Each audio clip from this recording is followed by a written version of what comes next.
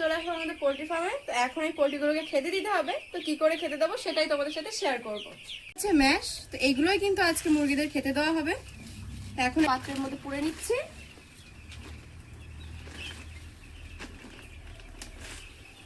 এখন কিন্তু আমি বোর্ডিং এর মধ্যে ঢুকে গেছি। তো এই পাত্রে কিন্তু এদের খাবার দিতে হয়। তো একে একে এই পাত্রের মধ্যে একটু একটু করে সব খাবারগুলোকে দিয়ে দেবো।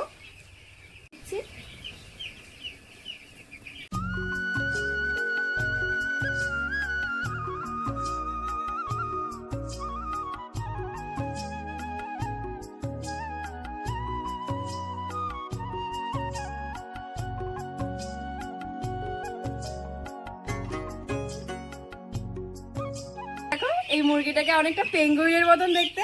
আর এটা হচ্ছে কালো পোল্ট্রি। তো কে কে এই কালো পোল্ট্রি দেখেছো অবশ্যই কিন্তু কমেন্ট করে জানিও।